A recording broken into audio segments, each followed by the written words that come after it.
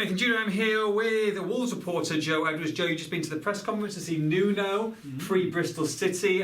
Look, what a chance. I mean, this draw, as we've talked about before, is opening up.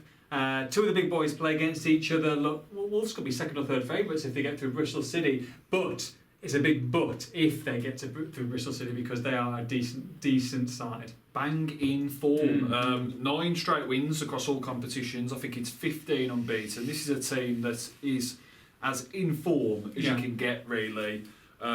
Got goals going their way. I think it was a last minute penalty against QPR in midweek. They've got a lot of character about them. They've risen to 5th in the Championship, right in that playoff mix as well. And they're a team that have got kind of history in the Cup of beating some of the big boys, big results last season. I think it was Man United, wasn't it, that the beat. So, yeah, this is a side that is going to give Nuno's side a pretty good test. Yeah. And we saw it there last year, didn't we? It was a very emotional game. Very well. To do the Nuno. Iconic. Bristol City executive. In the box. There's been some quite a lot of gifts. A lot of gifts. Yeah. And a lot of talk about that today. Okay. Nuno saying that I couldn't help it. Yeah. And naturally you couldn't help it. No. What a goal it was. But saying that I don't know. I was outside waiting with the fans, mate, so I missed it. He says he's kind of buried the hatchet with Lee Johnson now. Yeah. These are two guys that go a long way back, really. They both did their coaching badges together up in Scotland. Ian Caffro was also on that course, who's now part of Wolves' backroom team. So, yeah, they're good friends. They've got respect for each other, but of course they'll be wanting to beat each other desperately on Sunday. And the Wolves will have to perform a lot better than they did over both legs against Shrewsbury. If they put in a performance like they did when they went to Montgomery Waters Meadow, they will get beat. Yes, they will. Yeah, they will. And Wolves know all about Bristol. Those 2 games from last season, it was a 3-3 at Molineux, and then that last gasp 2-1 at Ashton Gate. They can't underestimate Bristol at all. They've got some good players in there. Got a couple of familiar faces. Andreas Weiman's one of them, who of course got that Wolves goal at Liverpool a few years back. I was at my seat there at Anfield, giving it the big in.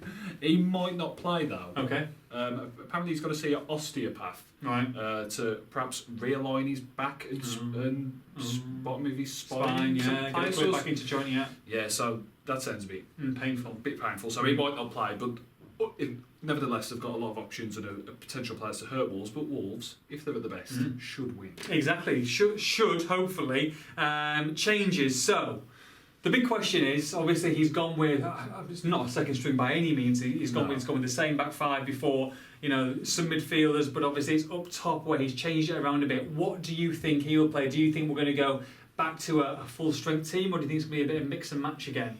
I think it's going to be trying to find that happy medium between that Shrewsbury team and full strength. I don't think he's going to go for all of the big guns. Okay. I think there's a good chance we see Ruben Vinagre and either Doherty or Johnny, gets rested. I think John Ruddy will continue in the sticks. Really? Despite his mistake. Obviously, we haven't seen Patricio in a cup squad yet.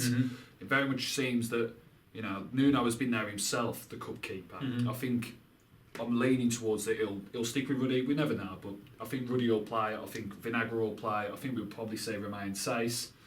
And I think we'll probably see Adama Traoré play as well. And so, yeah, I think it's trying to get those players in without necessarily weakening the side too much or upsetting the apple cart too much. So you see Adama Traoré to come in, so who will that be at the expense of, do we think? Potentially Diogo Jota. There'll be more kind of details on his condition. He's not trained a hell of a lot, so he's doubtful. But keep your eyes peeled to the Express and Star for that. But yeah, he's doubtful. He's Jota and Traoré. I think he's next in that pecking order now for his displays over the past couple of weeks. He was the last one to come on out of Calvin Costa, but you think that last 10 minutes may have done a world of good with that assist. Okay, it was a bit loopy, but he was a threat, wasn't he? Yeah, and perhaps because he's not had a lot of time on the pitch, maybe he's the freshest of them all.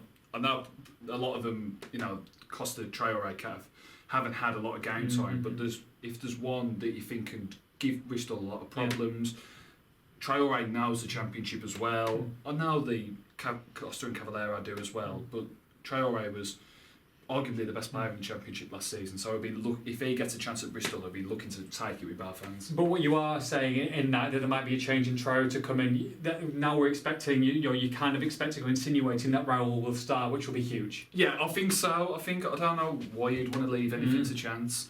They've got a quite nice window now that they've got 6 days, before they've got to go to Bournemouth. Yeah. It's not as if they're playing on Tuesday night or Wednesday night or anything like that. Jimenez, he probably did look a little bit tired against Newcastle, a bit more leggy, and he has been one of the ever-presents almost, really, of this team. But even if you're having him at 80-90%, I think you've just got to have him in. Yeah. Even if it's just to try and get Wolves on that front foot, to get that goal cushion, and maybe even a 2-goal cushion, and then you can afford to pull him off after 60 minutes. Yeah, of course, yeah. But, Jimenez, if he's anywhere near fully fit, I think he's got to start. And of course, there'll be no replays. We're going to be Ashton Gate. Could go into extra time and potentially penalties. Well, that's it. And as I mentioned there, Bristol scored a penalty to beat QPR on Tuesday night. Dieju, their striker, 9-goal striker, big 6'2", rangy kind of guy. So if he plays, they're going to have to be wary of his aerial ability. And they've got other players in there as well. Callum Alderda, Josh Brownell. These are all players that have been doing well in the Championship this year. Not big names by any means, or household names that many people will have heard of. But they're quietly making an impression really on the league. Risen to 5th. As I say, they're a team that are on a really good crest of a wave, if you like. And Nuno and the players will have to be right at the metal to unpick that team and come away with a win. Prediction? Yeah, I'm thinking Wolves have got to win this. I know that's more. No, if they don't, they're out. Well, that's more my heart, but yeah, I'd love to see him win it. I'd love them to get that draw for the quarters. Get to the quarters. I think it's been 16 years since they've been in the quarterfinals now. Almost 21 years, I think, so they got to the semis. So they're due being in that last 8, last 4, or even a final conversation. I think fans have waited patiently for this. Why leave anything for chance? Go all out to try and beat Bristol City. If it leaves you a little bit short, then just go for it. Because 7th, Wolves are there in the league. I think fans would sooner take finishing 10th and having a cup final or a semi-final than finishing 7th and getting knocked out by Bristol City. So you like Spurs? Give me a prediction. 2-1 Wolves. 2-1 Wolves. Yeah. I'm going to go 2-1 as well. But in brackets, AET. Yeah. After extra time, but 1-1. We'll see. Should be a good one. Myself, Joe, and Tim Spears will be Ashton Gate on Sunday for all the post-match and pre-match reaction. Make sure you log on to expressthestar.com.